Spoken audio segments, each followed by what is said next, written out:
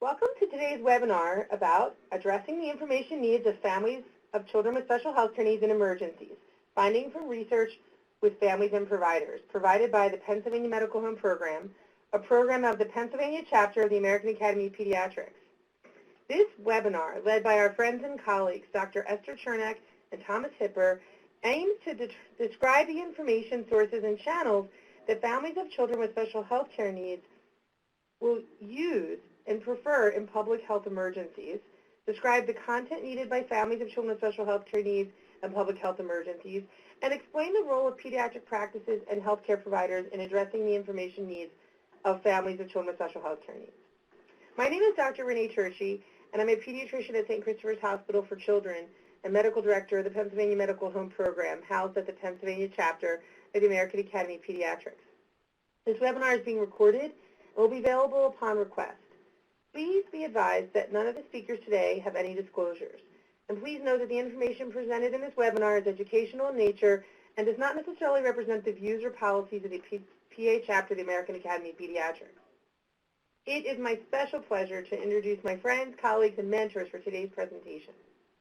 Dr. Esther Chernak is an associate professor in the Department of Environmental Health at the Drexel University Dornsife School of Public Health and Drexel University College of Medicine, where she teaches population health and health system science, public health preparedness, global health, and infectious diseases. She directs the Center for Public Health Readiness and Communication, which focuses on projects related to public health preparedness and at-risk communities, initiatives that foster collaborations between public health medicine and the social services sector, and crisis and emergency risk communication. Her current research focuses on addressing the disaster information needs and preparedness of families with children with special health care needs challenges. She has 2 decades of experience in public health practice at the Philadelphia Department of Public Health, where she worked as medical director and program manager of the Acute Communicable Disease Control and Public Health Emergency Preparedness Programs. She's a board-certified physician in internal medicine and infectious diseases and also works as a clinician in Philadelphia's primary care safety net system, providing primary medical care to individuals with HIV and guiding policy regarding infectious disease issues.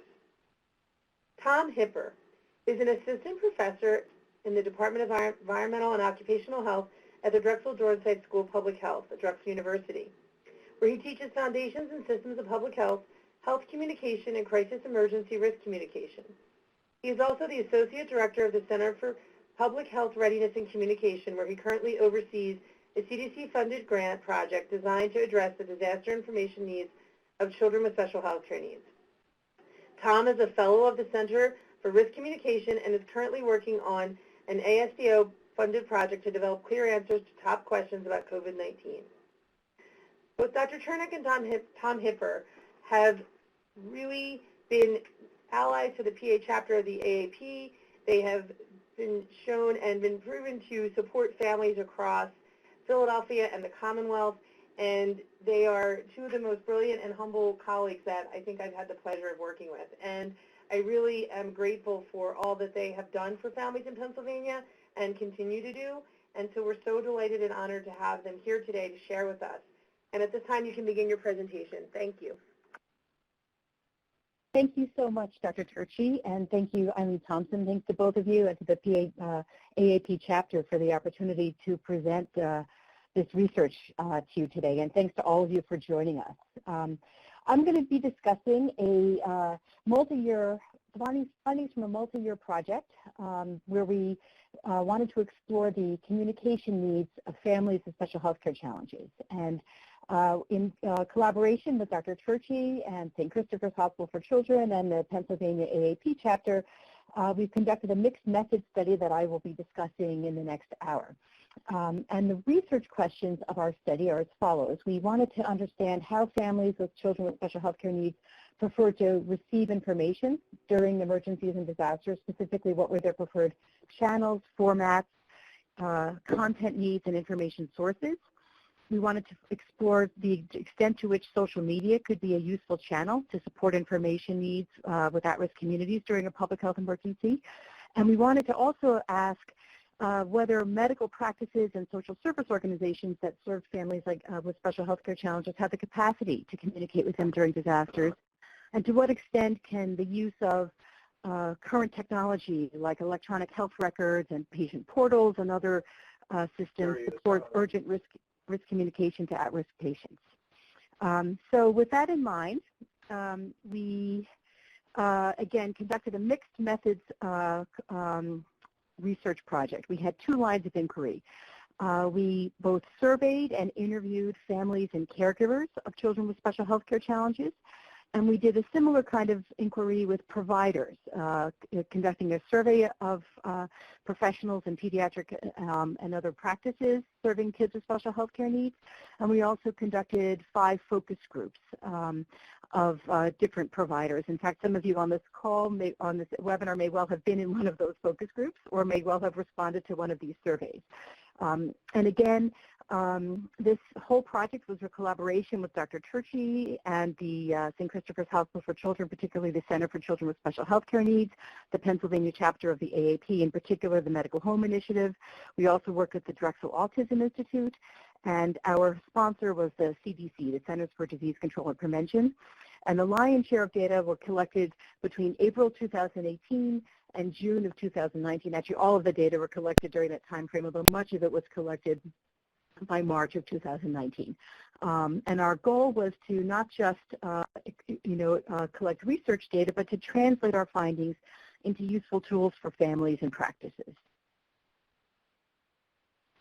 So what I'll do in the next 45 minutes or so is share with you the findings from both lines of inquiry, the research that we did with families and caregivers, the research that we did with providers, and hopefully, time permitting, we'll have a chance to share with you some of the tools that we've developed for families, also for pediatric practices, and hopefully for emergency response organizations as well, to really help families with kids with special health care challenges prepare for different emergencies. So I just want to begin with a little bit of a description of the sample of the families and really the parents and caregivers that responded to the survey. Without taking a lot of time, there's a lot of detail on this slide. You can see that it was a pretty racially, ethnically, and socioeconomically diverse sample. 50% were white, 20% African American, almost a third Hispanic. We had a broad range of survey respondents from across the income strata, with nearly 25% of our families earning below $25,000 per year. We had a wide range of educational background in our respondents, with a little more than a third having less than a high school diploma or a high school diploma or GED. The majority of our survey respondents were from an urban sample, about 96%. Nearly 2/3 had more than one child overall, and nearly a quarter had more than one child with special health care challenges. The mean age of their children was 10 years of age, and most of our respondents were from Pennsylvania, including some from mid-Atlantic states. And we asked the respondents, what type of medical challenges their children had, and there were a broad range of different medical conditions, over 19 different conditions, that we essentially mapped to 4 broad categories: a reliance on physical or assistive technology, suffering from a chronic medical condition, intellectual or developmental disability, or autism spectrum disorder. And we basically just took what families told us that their child had as a medical condition to categorize their conditions, and then we created or dichotomized into 2 very broad categories: the numbers of children with either physical disabilities or chronic medical condition, including hearing or visual impairment, or intellectual disabilities, including autism spectrum disorders or speech or communication difficulties. And we did this recognizing, of course, that from a clinical perspective, there's more that's different within these categories than the same, but from an emergency preparedness perspective, we were really looking for broad kinds of ways to categorize different needs that a child might have in a different emergency response situation. And one thing to simply take away from this slide is just how medically complex our sample was, with over 163 of our 291 respondents for this question having children with both physical disabilities as well as intellectual disabilities. So it's a pretty complex sample that responded to our survey. The interviews, we conducted a total of 80 interviews, again, a broad socioeconomic background, a third Hispanic, nearly 20% earning less than $25,000, broad educational range. The interview sample had a wider range of rural. Up to 50% of our respondents, of our interview participants, came from rural areas. 85% were from urban or suburban areas. Median age was age of 8. And again, a broad range of different diagnoses.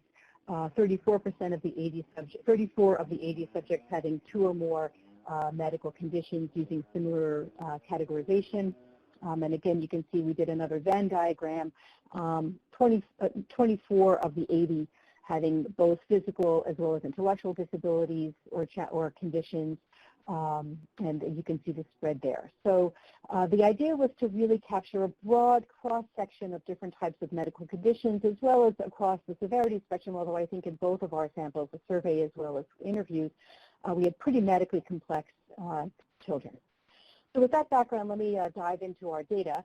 And we asked the question in the survey, what is your preferred source for information for preparing for a disaster, regardless of the type of disaster? We call that all hazards. And you can see 60% of respondents indicated that their child's doctor was their preferred source of information for just preparing for an emergency. 22% described their child's care coordinator as a preferred source, 60% their child's social work. You can see the majority of respondents indicated that some professional associated with their pediatric practice was their preferred source of information. Nearly 30% indicated that they would prefer to receive information from our local or state health department or emergency management agency. And you can see other sources as well, including up to 20% listing another parent of a child with special health care challenges as a preferred source for information. We asked the same question, what is your preferred source of information, by different type of emergency. We call that hazard. And you can see it's on the left-hand column, the preferred source for preparedness information is the physician, but across the board, during an emergency, whether it's a storm or an infectious disease disaster or radiation release like a nuclear power plant accident, the family's physician, their child's doctor, is their preferred source of information. And I want to just remind folks, as I said, we completed most of our data collection by March of 2019, really all of it by June of 2019. So this was a good bit before the current COVID-19 pandemic, and you still see broad preferences for physician as a source of information during any type of emergency. And you can see here the other most commonly selected choices, and they varied a little bit by type of emergency. The local or state health department or emergency management agency, as well as Red Cross, care coordinator, and another parent were the preferred sources for preparing for emergencies. In a storm, again, physician is the most common source that's preferred. And then friends, family, or neighbors, local or state health department, Red Cross, and news outlets. In an infectious disease emergency, probably not surprising to all of you, both physician as well as medical experts in infectious disease ranked highly, but so did FEMA, CDC, as well as friends, family, or neighbors. And in a radiation event, similar breakdown: physician, FEMA, CDC, medical experts in radiation, et cetera. And in interviews, I think our interviews, I think, pretty much confirmed the survey findings and perhaps extended them a bit. Again, lots of conversations and discussions from families around how healthcare providers are their most trusted source of information. Here's a parent saying, all of the information I need, everything, and I mean everything that I needed to know to get my children came from St. Christopher's. Actually, St. Christopher's is my second home. And in the specific scenarios that we asked about, severe storm, families talked about getting their information from typical news sources, emergency response organizations. But again, the families with the most medically complex children frequently mentioned their physician as a source of information. An infectious disease outbreak, many families talked about wanting to speak directly with their doctors, also relying on news sources and CDC. And in a nuclear power plant accident, relying on news and government agencies like CDC or FEMA to get information. We also asked about channel preferences. That's the mechanism or the method by which families would get information. And not surprisingly, during a disaster, most families indicated they would use traditional media. You can see the majority selected television, radio. They also get text messages. Many families go straight to different websites, either via using their mobile phone or a computer. Many use social media like Facebook, email, and Instagram to get information. And here we asked specifically about social media in our survey, and you can see nearly 62% of families indicated that they have used social media to get information. An additional 40% plan to use social media to get information during a disaster. And specifically, they use Facebook, Instagram, and less commonly, Twitter. We also asked, when they use social media, which source did families use, or who posted the information that was most helpful?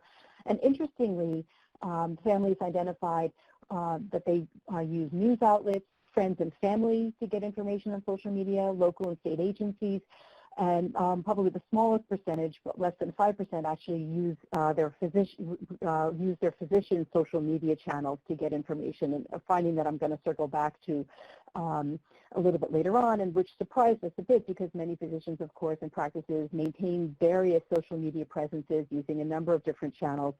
And families said that they wanted to hear from physicians as their preferred source, but somehow this isn't the channel that most rely on, at least during an emergency. And in our interviews, I think when we asked about channels, we got similar information. Most families talk about seeking out information on the internet, and there's a handful of different health-oriented websites that people will seek out, but they'll also do big Google searches, and they'll seek out reputable sources, but express that this takes time. It can be difficult to locate relevant information. They will often circle back with their providers, probably not a surprise to this audience, to corroborate information or validate or correct information. Most of the families with whom we spoke in our interviews do use social media, although most did not use it during a disaster to seek related information, although some of that I think had to do with the fact that most of our families did not have prior experience in a disaster. Many families are willing to use social media to get information if it's from a credible source, but there was some skepticism. But many families, certainly for general health information, rely on social media, and they talked a lot about the peer networks, particularly with other parents of children with special health care challenges, to share information just about general health kinds of things. Lots of use of Facebook groups, newsletters, in-person gatherings, connecting with other parents and caregivers of kids with special health care needs just to get information broadly. And I think the quotes on the left illustrate some of those findings. You can see there's a quote about using Twitter and the recognition that social media is a really rapid way to disseminate information, even people that you don't necessarily know, and an allusion to a Philly Autism Facebook group with lots of parents in the same situation. Some providers are on there too. And this particular parent talked about how that was a group where they could, quote, guide and read and ask for recommendations on different sorts of things. Again, probably not a surprise to most of you on this webinar. We then asked about content needs, specifically what information did families want to know in different emergency scenarios. And on the left column, you can see is our survey findings, and on the right, the column interview themes describe some of the major themes or findings that our interview subjects shared with us. With respect to all hazards preparedness, I think the biggest content needs that families with special health care challenged kids needed, their biggest needs were how to prepare a disaster kit, how to get or use a backup power source, not surprising since so many of our families had assistive technology dependence and utility dependence, where to go emergently if they had to leave their house. Again, in interviews, these findings were pretty much affirmed. Most families indicated to us they did not feel well prepared for emergencies or disasters. They see it as important, but needed more information on how best to prepare broadly for emergencies. And across the board, we heard from our families in interviews that they didn't really want the generic content that was sort of out there around emergency preparedness. They really wanted very specific and targeted information that addressed their own child's medical conditions or disabilities. And you can see below this, we asked questions about what information families needed in different scenarios. And so in a severe storm where a family had to shelter in place for several days. They wanted to know how to manage if they ran out of supplies or medications, and how to maintain power to durable medical equipment should power be cut off.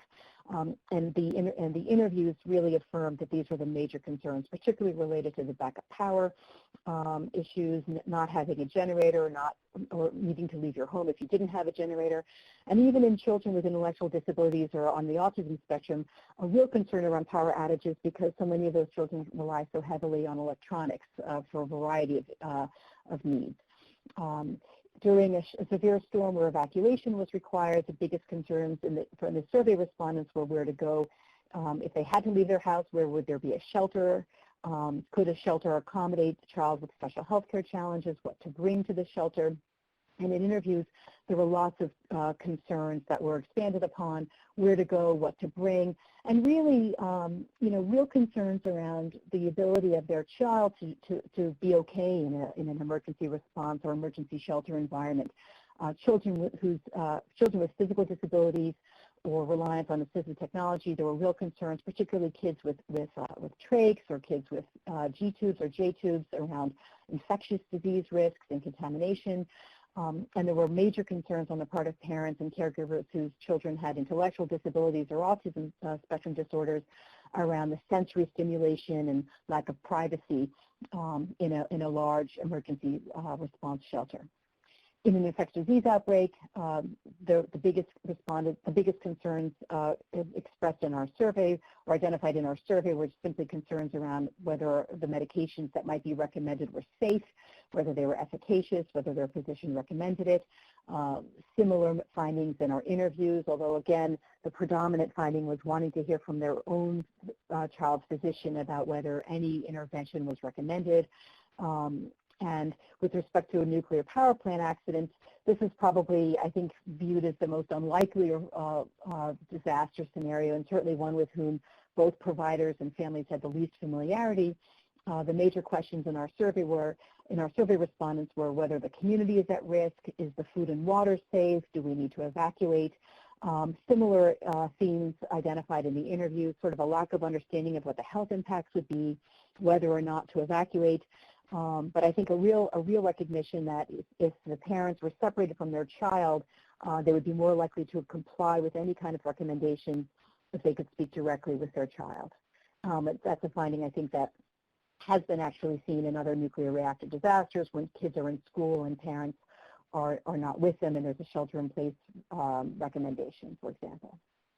And again, in interviews, we explored some of these content needs. Again, with respect to shelter concerns, real concerns on the part of parents around their cleanliness, infectious disease risks, concerns around the sensory stimulation for children who had intellectual disabilities, real concerns about just overall in a shelter-in-place emergency about how to deal with long-term power outages, particularly with families who didn't have access to generators. And that was true for both, again, families with children with intellectual challenges as well as physical disabilities and challenges as well. We did have a handful of families in our interview cohort around who had experienced disasters in the past, and they were everything from floods to severe storms and long-term power outages. Some of the disasters were prior infectious disease emergencies, a lot of experience with the 2009 H1N1 pandemic. And in general, the people who had experience with disasters were more likely to tell us they wanted targeted messaging for their own kids and for specific medical conditions.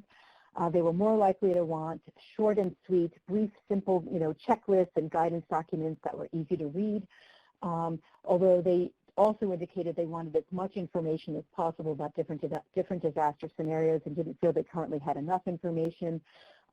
They talked about the need to convey their child's needs to first responders, either via bracelets or cheat sheets or pre-registration with emergency 911 computer-aided dispatch centers. And again, in a nuclear reactor scenario, I think they were more likely to give a nuanced response to a shelter-in-place order, whether they would comply with that order. They talked about, needing to know more information about the health risks, whether or not they were separated from their child, if they had a place to go, et cetera. rural families, and we were lucky in our interview cohort to have 15% of our families come from rural areas in Pennsylvania, had two major issues, and one, of course, was access to medications, access to specialty care, the need for supportive care during severe storms that might disrupt home health aides or home support professionals' ability to reach their home, and how long they could actually handle their child in their home without that support. And real concerns among rural families also about using emergency shelters, should that be necessary, not feeling comfortable, wondering if in fact in rural areas there were emergency response shelters that could be used, and what services would be provided. And there were also, we also interviewed a handful of families with limited English proficiency, most of whom were Spanish-speaking, although we had a handful of families who spoke Haitian Creole. Again, I think there was many of these families indicated to us that they perceived that there was more information out there than was being conveyed in the language in which the materials are being translated. So there was some concern that they might be missing out on things, and information, not having good enough information in their primary language around examples, things like how to sterilize something, or just general health protective information that wouldn't necessarily be available in their language. A little opportunity to follow up or to ask questions in using their primary language. And they also reminded us that in many households it's not monolithic, that there are many speakers of different languages within the household, and there are individuals who speak English as well as non-English speakers in the same household. Some families talked about the conflict with cultural practices, perhaps, and some health protective behaviors that was within the context of our infectious disease scenario. And during our during our interviews, that was right after Hurricane Maria had occurred in Puerto Rico, and we have a large number of Spanish and even Puerto Rican families who participated in our interviews, and they all had real concerns about the effectiveness of the government response in Puerto Rico to that hurricane, and perhaps concern about future emergencies and disasters in our own communities, many of whom were here in southeastern Pennsylvania, and the degree to which a government response would be effective in another emergency. And finally, we asked about recovery needs, what happens after the emergency, what information do you want to know? And not surprisingly, families wanted to know about resources for recovering after an emergency, targeted resources for kids with special health care challenges, information about a disaster's overall impact, but also information around preparing for the next emergency and what's available in community organizations. Now I'll switch gears and just talk briefly about our provider findings. And again, a brief description of the providers. We surveyed 230 physicians and other professionals in pediatric practices and other practices that serve children with special health care challenges. We had a range of practice sizes. You can see over a third of practices served more than 10,000 patients, and about 20% served fewer than 500 patients. Nearly over 60% of our respondents worked in primary care pediatric settings, 32% worked in specialty practices, and over 80% of providers that responded to our survey provided care for a range of different health conditions: intellectual disabilities, chronic illnesses, autism spectrum disorders, physical disabilities, and communication challenges. Probably not surprising to those of you on this webinar, but something that I think was important for us to recognize, because one of our major audiences for this research are emergency response organizations like emergency management, police, fire, public health agencies, and we believe they probably underestimate the degree to which primary care medical practices and pediatric practices care for such a range of medically complex and high-risk individuals. And finally, 3/4 of our practices participated in the medical home model, in some kind of medical home model. Again, the majority were recruited through the Pennsylvania Medical Home Initiative that the AAP sponsors here, so not a surprising finding. And we asked basic questions about practice communication capacity. Here you can see over half of the individuals who responded to our survey indicated that their practice did not have a fast way to communicate with all their patients in an emergency. Of those that said yes to this, the mechanisms included things like automated phone calls, using the website to post information, using the portal, adding a message to a practice voicemail, using email, text, and then social media. We then asked what type of information would be communicated if you had the ability to communicate with your families rapidly in an emergency. And the majority of practices indicated they would post or share information related to practice operations, so things like change in hours or new location, provide information through the answering service or availability through the answering service. But some practices, more than half, indicated they would share information related to resources that might be needed by families during emergencies, recommendations for how to respond during the emergencies, as well as information around durable medical equipment, how to use it, what to do with it, and medications during availability and what to use during an emergency. We asked providers from whom their practice received current information or situational awareness during an emergency that would impact the practice operations or the health of patients. The majority of our patients, of the practices that responded, obviously were get information from the Pennsylvania Department of Health because they're on their Health Alert Network, but they also get information from CDC, local emergency management and public health, traditional media like TV news, the AAP, state emergency management agency, colleagues, internet websites, as well as Facebook and Twitter. We asked how practices would get information about the way in which an emergency was affecting the health of their patients with special health care challenges. Most said they would actually contact children with special health care, the families directly with special health care challenges. Nearly half indicated they would communicate with a home health organization or social service providers to get information about their families with special health care challenges. Some would get information from the equipment provider, go to a family's home, or work through a community or health or even faith-based organization to get information about how their families with special health care challenges were doing in an emergency. And this is a complicated slide, but I'll try to simplify it for us. We wanted to sort of share both the patient as well as provider perspectives around information during disasters. And you can see here at the top row, the percentage of patients who listed providers as preferred sources of information in any specific disaster type. And you can see, again, 2/3 wanted to get information from their providers in a storm, over nearly 84% rely on docs in an infectious disease outbreak, and over half in a nuclear power plant accident. And we asked providers whether in the event of this type of disaster would they provide families with information.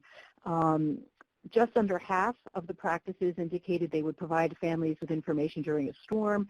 63.8% said they would do this during an infectious disease outbreak, and 43% indicated they would do this during a nuclear power plant accident. So a little bit of a difference in both in terms of what patients hope to receive from their providers and whether practice is prepared to provide information in those scenarios. And you can see here when we ask practices, do they need more information to advise families in different types of disasters?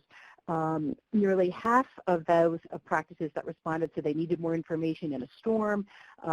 Over half, nearly the same percentage, 57.6 and 57.8%, indicated they would need more information to convey information to families in an ID outbreak or nuclear reactor disaster.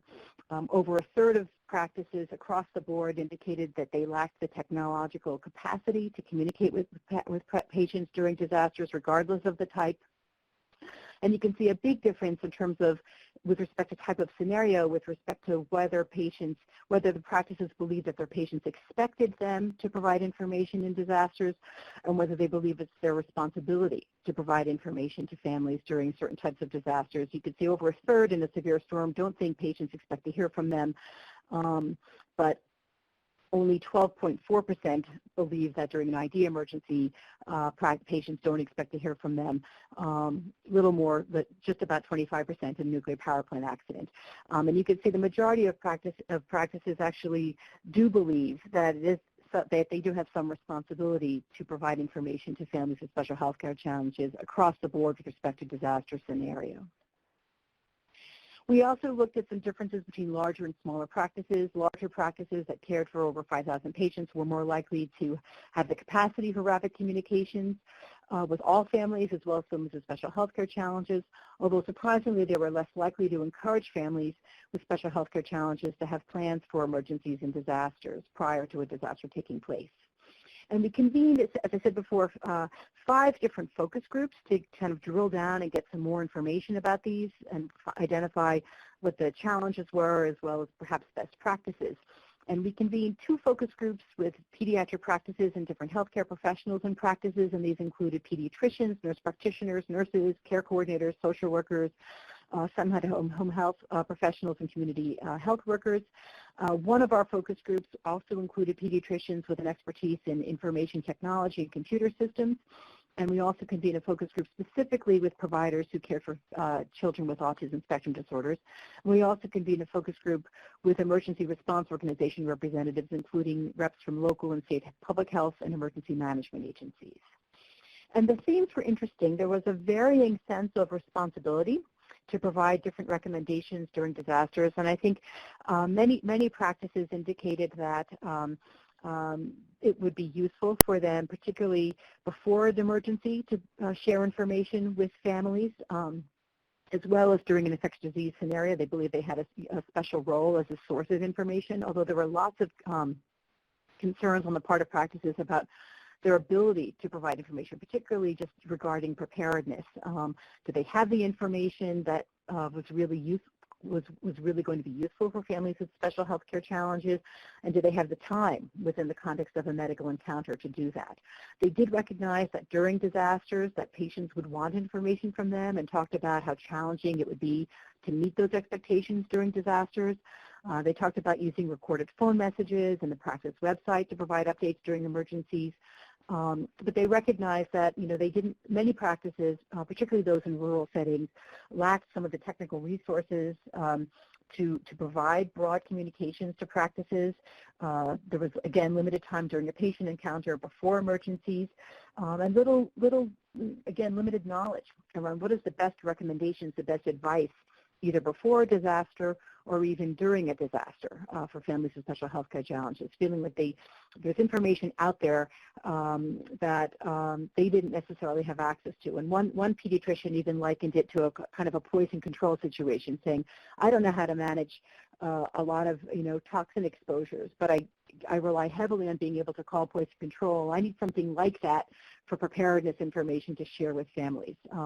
And here there's a quote from one of our providers during the focus group, basically recognizing how so often families want to hear from them directly, quote, a one-on-one phone call or one-on-one office visit. When you have 100 people wanting that one-on-one phone call, we may not meet those expectations. I think that's clearly the biggest challenge. And so we asked, what are the best things that you've done in an emergency in terms of communicating with your families? And here are some of the things that some providers had said to us. And some of these quotes are actually from the pediatricians who are IT experts. And a lot of them talked about the ability to use multiple different platforms concurrently to communicate with families both before and during disasters. And so these are practices that use their website, but they're on multiple different social media channels and platforms. They use text messaging, they use their patient portal, and they use email. There was a lot of conversation about the utility of cloud-based platforms for both communication, but also for sharing patient information. And just, how having medical records that are shared either on a server, but ideally in a cloud-based platform is a lot safer than having a medical record room in the basement that can certainly be vulnerable to flooding during disasters. And many of the practices talked to us about wanting information like checklists and guidance documents to share with families to help them prepare, and better communication with local emergency response organizations, just-in-time information about what was happening in the local communities, information in advance of disasters, what are the local resources that are available. And they talked a lot about ways that practices can and perhaps should be incentivized to devote time during patient encounters and medical visits to counsel families related on emergency preparedness. And here's a quote that I think just acknowledges the utility of all the different new technologies, both traditional and social media, and investments in electronic health records, et cetera, and how they can all be used in advance to set up information platforms, but they can be used effectively to reach families. And you can see, I'll let you read the quote on your own, but you can see the final sentences. The electronics has really made a tremendous difference here. Again, the providers who are facile with electronics and technology have really used all of the things that are now available to great effect in terms of communicating with families with special health care challenges. And finally, we said, this is a CDC-sponsored project. What do you want us to tell CDC about your role in emergencies? And this I think is a really important quote. The practices said they want that they should know that this is a partnership. That what providers have to offer, we're more than what CDC has to offer. We're more than willing to digest and get out to our patients, and that it's important for them to keep in mind when they're doing emergency preparedness, to think about the typical family that does not have all the other bells and whistles that come along with what comes along with a special needs family, and all the technology that's associated with that, and equipment and other things in the event that they would need to evacuate, and what all that means. So I think this to me is there's a lot to unpack in this quote, but I think it's an acknowledgement on the part of pediatric providers that they have a huge role in preparing their families, and they can be a real bridge to families with special health care challenges, but also that families with special health care challenges have huge needs with respect to emergencies, and that they should be considered as emergency response organizations roll out broad recommendations. So again, one of our key findings from both of our family caregiver lines of inquiry as well as our providers was that in general, families want clear, concise information that's targeted to their health needs, like bullets and checklists.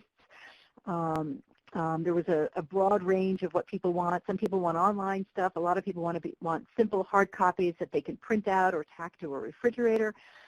Providers want materials that they can share with families.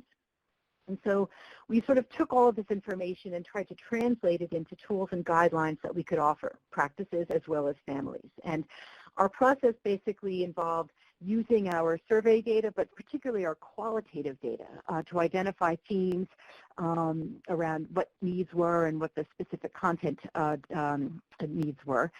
We then did a broad search. We were lucky enough to actually have a medical librarian working with our team in the last year, and we did a broad search of existing literature to see what was out there with respect to examples of materials around preparedness for families and children with special health care challenges. And we thought we could, maybe link to some of those items, but also get some good ideas.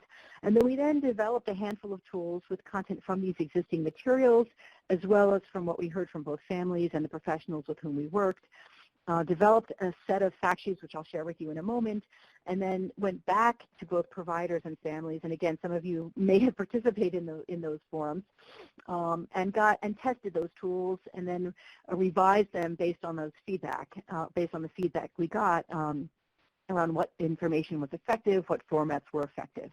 And so what I'm going to share with you now, just by way of closing, is just a handful of different checklists that we developed. And again, we heard the need for targeted information, so we developed some broad emergency planning checklists that were focused specifically on families with children with physical disabilities or assistive technology reliance, fact sheets related focus on children with intellectual challenges, and ones with visual and hearing impairment. So we have 3 different checklists that are targeted specifically to families with those needs. We also created a checklist that provides families with information around their local emergency response organizations and just important numbers to have in an emergency. And finally, some information around emergency shelters, since there were so many questions about using them. And then we also developed a 1-page checklist for providers that we hope will be useful in terms of facilitating both practice preparedness, but also facilitating the ability of practices to communicate with families with special health care challenges during emergencies. And this is just the front and back of the checklist for families with special health care challenges. And I'm not sure how large a screen those of you who are viewing this on the web have, but The first section is just key planning steps. It advises families to complete an emergency information form, or EIF, to build a kit, gathering supplies that they might need in an emergency, and to create a family communication plan. There's a section on planning for power-dependent equipment, both in terms of training other family members in how to use it, how to evacuate a child with it, but also backup power and how to make sure that they're ready for long-term shelter-in-place types of scenarios. And you can see here we have recommendations for how to plan an evacuation of a child with physical disabilities from a home, should that be required, assisting their child with coping and dealing with some of the mental health issues during an emergency. And then we give some recommendations for families to speak with their child's medical practice as well as medical equipment provider. This is an example of the similar fact sheet that we focused for kids with intellectual disabilities or autism. Again, the key planning steps are essentially the same. We encourage completion of an EIF, creation of a Go Kit or gathering supplies, and a family communication plan. We have a section devoted exclusively to communicating during emergencies that focuses on the needs of kids with intellectual disabilities, a section on being ready for a power outage or an evacuation that focuses on the needs of kids with intellectual disabilities, a section on coping, and then again a reference around communicating with their with the practice or providers to ask additional questions. This sheet here is an example of the one-pager that uses the City of Philadelphia as a template, but gives people just in one page the most important phone numbers they might need or contact information they might need before and during an emergency. So it's recommendations around pre-registration with the local 911 call center, signing up for text alerts from the local emergency management agency, signing up with their local utility provider. There's contact information for health and human or social services. In the City of Philadelphia and in some large cities, there's a service called 311, which is usually municipal provided services, poison control, and then some general information or general contact information for some of the key public health organizations in the City of Philadelphia, but also the state of Pennsylvania. And when we message tested this particular document, we got a lot of positive feedback. Families really liked having all of this in one place. Providers liked the idea of it and wanted to share it with families, and we're also working on kind of a generic template for other jurisdictions to adapt to their local organizations and agencies. And here's the shelter information that we've assembled. If the family has to go to an emergency evacuation shelter, on one page, this is what they need to know. Where are they? What's provided? What do they need to bring? What's not there? This is something that is hard to plan for if you've ever had to be in a shelter, but something that can be used certainly in advance of a severe storm, for example, or something or an event that would be likely to cause a long-term power outage or flooding event. And finally, this is the one-pager that we've developed, sort of a checklist for pediatric practices and other healthcare providers that tries to emphasize two things. One is making sure that their practice is prepared for emergencies, and as those of you on this call know, I suspect there's lots and lots of materials out there developed by state governments, federal governments, the Department of HHS, the American Academy of Pediatrics around what practices need to be prepared for emergencies. There's Joint Commission criteria now. We allude to that, but we also, thought we would highlight some of the key things. But then we wanted to sort of emphasize that as a part of practice preparedness, we think it's important to think about helping patients before and during emergencies. And so we threw some recommendations here about using routine visits, perhaps 1 or 2 a year, to work with families with special health care challenges to make sure they're prepared for emergencies.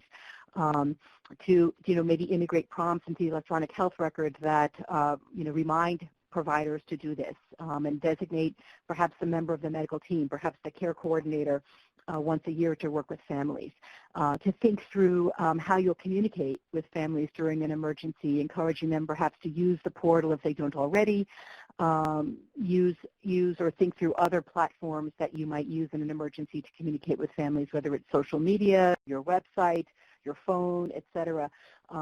Let your families know how the practice will share information with them during emergencies. And to plan to use those multiple channels concurrently, because that's really how people get information these days. It's really through, multiple concurrent channels. And then we, at the bottom of this have lots of resources for that practices can use for their patients. And our goal is to sort of assemble all of these tools on our website and work with Eileen Thompson and Dr. Turchi to make them available through the Pennsylvania AAP chapter, and so that practices have lots of tools that sort of cross-reference each other to help families with special healthcare challenges get ready for emergencies and disasters. And so I want to leave a little bit of time for questions, but I do want to acknowledge the extraordinary research team that we worked with, Tom Hipper, who's on this call, Dr. Turchi, Renee Davis, Eileen Thompson, and I just want to say that the Pennsylvania AAP has been such an amazing partner for this, and we are grateful for this collaboration. Dr. Philip Massey at Drexel, and this great team, Leah Popek, Rachel Seitz, Gabriella Grimaldi, and Jennifer Legge-Matsura, and then our colleagues at CDC who funded this work and have supported us for the last few years. And this is my contact information if you'd like to email me, but I did want to leave a few minutes for questions if that's possible, and I'll turn it back to Eileen or Dr. Turchi to moderate the rest of the session. Wow, that was amazing. Thank you so much, Dr. Chernak. Really wonderful information. We do actually have some questions, but I would want to remind folks that to type your question, just type in the Q&A box, or if you're on the phone, you can hit *6 to unmute your line. Again, that's type in the Q&A box or hit *6 to unmute. I will start with some of the questions in the meantime, Dr. Chernak. One question we have is, these tools are so valuable. Will practice teams be submitting these to families and explaining the process? That's a great question. We hope to work with all of you, actually, to come up with the best ways to share these practices. And we heard from families that what they'd like is that they would love to get these, hard copies of these during medical encounters. They would love for them to be available on practice websites and other websites. We are in the process of working with CDC to finalize the tools, and the work was done through a contract with CDC, so we actually have to go through their clearance process. But once that has happened, we'll be sharing them widely, and would really look forward to working with the chapter and all of you on how best to disseminate them. But we hope to make them available in a variety of different formats, electronically, hard copy, et cetera. All right, that's great. There's another question that states again that these tools are amazing and so thorough for families. Will these be available in Spanish and other languages? Great question. We at the moment have them only in English. We have a longer-term plan to translate them in other languages, and are hoping that CDC will be willing to help with that aspect of it. But at the moment, they're only in English. I mean, I'll let my colleagues, Tom or Eileen and Renee, speak to this. If you guys have internal resources, but I think our plan is, to get them through the CDC clearance process, make them available. At the moment, they're in English, but to work to try to translate them. And again, CDC has resources like this, and this is one of the biggest asks we are making of them as we finish our project with them. That's great. Tom Hippert, is there anything that you wanted to add? Not really. I think Esther did a great job, overviewing our key takeaways from this. I guess the one thing I would add, just to kind of build off that last point, is that, that we sort of envision these resources as our first wave of materials based on what we learned. Hopeful that thanks to our partnership with CDC on this, they might be able to help us as far as translation goes. But beyond that, I think, we heard a lot from families, as Esther said, about wanting concise information. And so we hope that the next wave of materials will allow us to take a lot of this important information that we heard families wanted and package them in other formats and for other channels, and in particular, channels that are less text-heavy and more focused on, clear, concise content and imagery, things like infographics, content for social media posts that practices can use. So we hope that, this is a good start here, but I think this will hopefully evolve into additional materials. And once we figure out where this stuff is formally going to live on the web, we'll have more to come on that, but we'll make sure that, this is one of a number of networks that we really hope to partner with going forward, and, so we can reach as many folks as possible with these materials and continue to add to them as we go too.